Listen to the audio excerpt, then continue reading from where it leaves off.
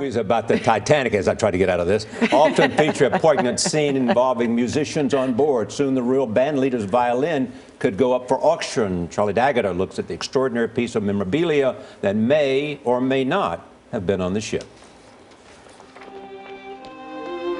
It's immortalized in movies like 1958's A Night to Remember. The band played on to calm the Titanic's passengers as chaos and icy waters swept over and sank the unsinkable, a scene later revisited in James Cameron's version. The story is real by survivors' accounts, and unlike the fictional Jack and Rose, music to drown, boys. bandmaster Wallace Hartley was a real-life star. Oh, yes, indeed. He was well known in musical circles. A bit of a celebrity then? Oh, yes.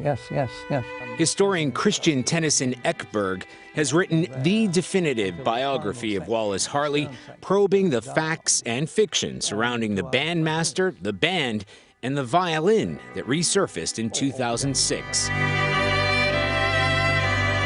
It was a gift from Hartley's fiancée, Mariah Robinson. An inscription on a silver plate reads, "For Wallace, on the occasion of our engagement."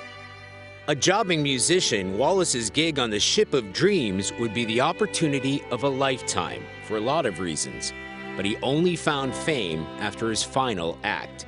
If the violin survived, the very one Wallace played that night on the deck, that's music to the ears of leading Titanic auctioneer Alan Aldridge, to say the least.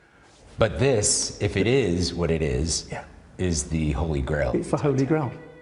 The 34-year-old musician's body was found floating in the freezing water 10 days after the shipwreck, among 1,500 people who perished. The story goes that in the final moments, Wallace used this bag to protect the one thing that meant the most to him, his violin. He strapped the bag around his shoulders above his life jacket in the hope that he and his violin would survive. Although some personal belongings were noted in the paperwork for body number 224, initially there was no mention of a violin among his possessions.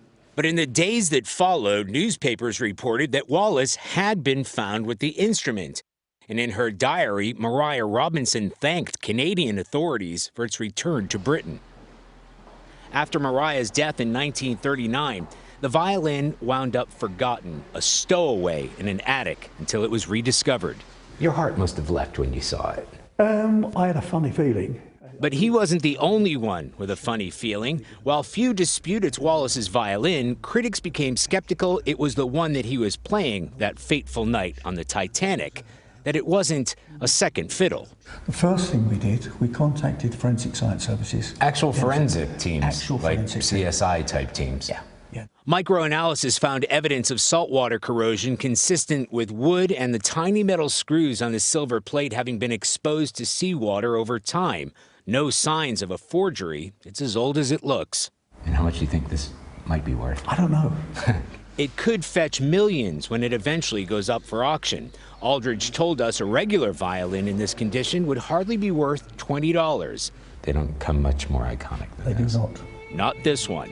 This one that recalls an infamous tragedy and the heroic act of a young man who had a chance to flee and instead stood and played.